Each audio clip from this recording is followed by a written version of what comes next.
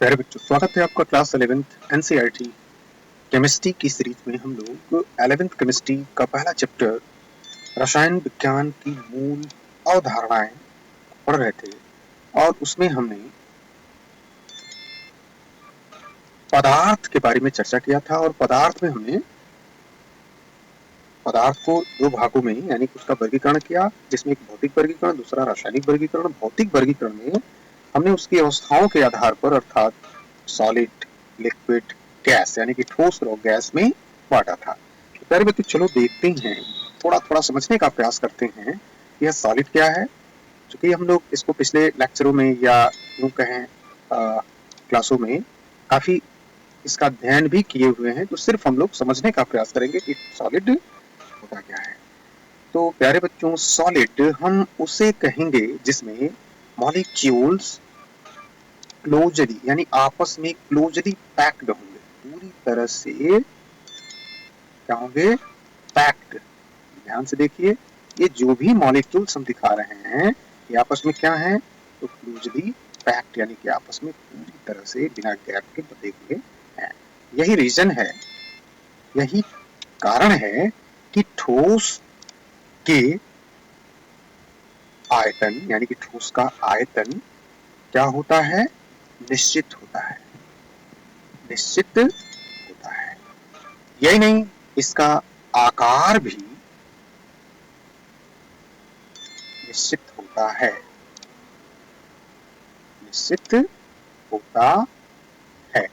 यानी कि इसके मॉलिक्यूल आपस में पूरी तरह से, यानी हम कह सकते हैं इनके बीच में जो अंतराण्विक बल की स्थिति होती है पूरी तरह से पास पास यानी कि एकदम नजदीक होती है।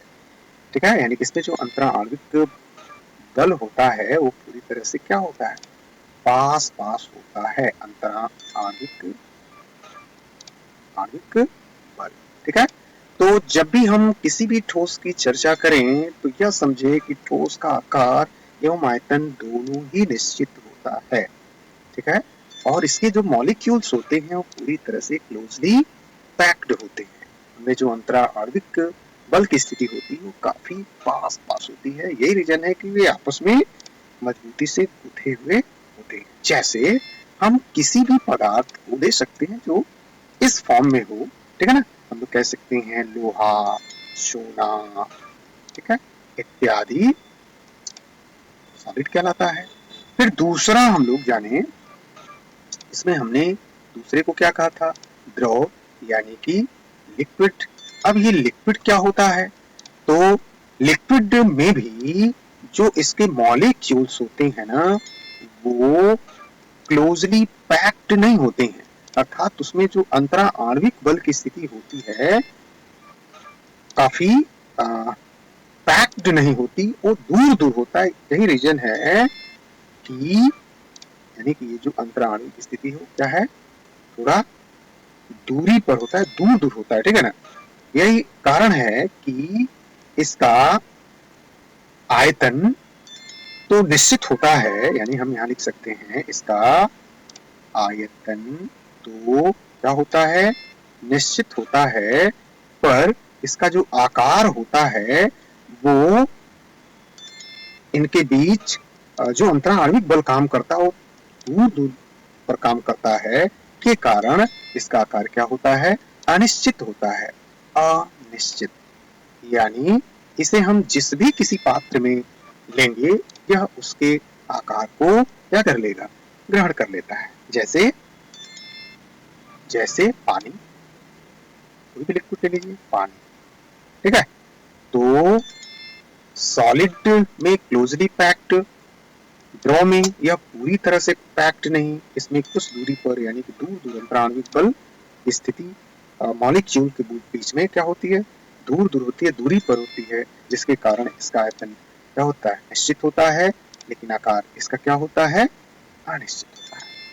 पुनः हमने तीसरे की चर्चा किया था और तीसरे को क्या कहा था, तीसरे को हम लोग कहते हैं गैस।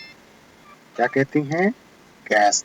गैस यानी कि गैस के अंदर जो मॉलिक्यूल्स होते हैं वो मॉलिक्यूल्स बिल्कुल भी अंतराण्विक बल के रेंज में नहीं होते, मतलब यह काफी दूर दूर इसके मॉलिक्यूल्स होते हैं और बिल्कुल भी फ्री होते हैं, ठीक है। यही रीजन है कि इसका आयतन व आकार दोनों क्या होते हैं, तो आयतन भी और आकार भी, यानी हम लिख सकते हैं इसका आयतन व आकार दोनों ही क्या होते हैं, अनिश्चित होते हैं, अनिश्चित होते हैं, ठीक है। तो हमने देखा इसमें किसी भी गैस की आप बात कर सकते हो, ठीक है, जैसे चलिए जैसे लिख देते हैं, जैसे कोई भी गैस ले लो, ऑक्सीजन ले लो इत्यादि, ठीक है। तो कहने का मतलब पदार्थ को जब भौतिक वर्गीकरण में बांटा तो उसमें अवस्थाओं के आधार पर सॉलिड, लिक्विड और गैस की बात कही। सॉलिड हम लोग किसे कहेंगे, लिक्विड हम किसे कहेंगे और गैस हम किसे कहेंगे, इसको समझने का प्रयास किया।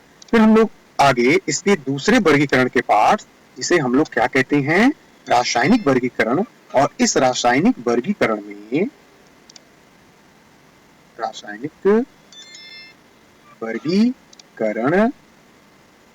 हमने इसे एक शुद्ध पदार्थ में बांटा था, शुद्ध पदार्थ यानी कि प्योर मैटर, और दूसरा क्या था, तो दूसरा था मिश्रण, इसमें बांटा था। तो चलिए हम लोग समझे कि यह शुद्ध पदार्थ क्या होता है, यानी कि शुद्ध पदार्थ हम कहते किसको हैं। तो प्यारे बच्चों, शुद्ध पदार्थ हम उसे कहेंगे जिसमें एक ही प्रकार के सबस्टेंस होते हैं, यानी शुद्ध पदार्थ हम उसे कहते हैं जिसमें एक ही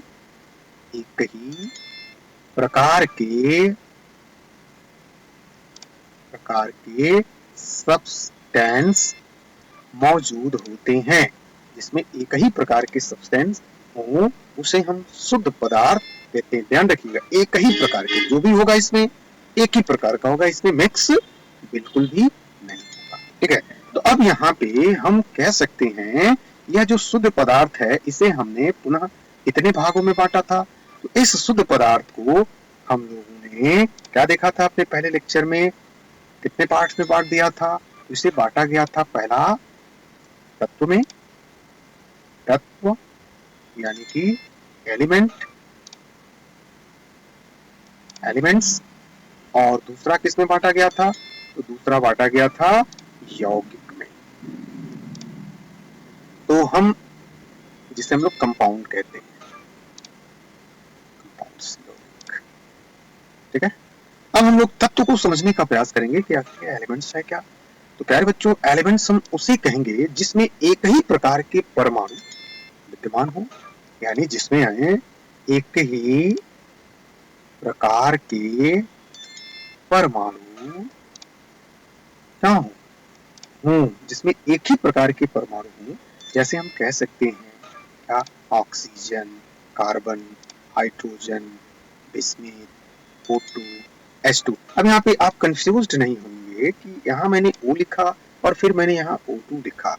प्यारे बच्चों, यहाँ O2 भी तो एक ही प्रकार का परमाणु है, न कि दूसरा कोई परमाणु आकर के उसे अणु के रूप में कन्वर्ट कर रहा है, ठीक है।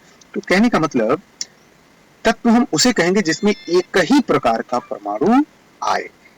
इसे हम ऐसे भी समझ सकते हैं, जैसे मान लेते हैं कि हम किसी भी पात्र में हम हाइड्रोजन गैस को हमें लेना है, तो हम हाइड्रोजन गैस ही उसमें भरेंगे, ठीक है, यानी कि हम उसमें हाइड्रोजन गैस भरेंगे। यदि हाइड्रोजन गैस का कोई पार्ट है तो इसका मतलब कि उस पात्र के अंदर सिर्फ और सिर्फ कौन सी गैस भरी हुई है, तो हाइड्रोजन गैस भरी हुई है।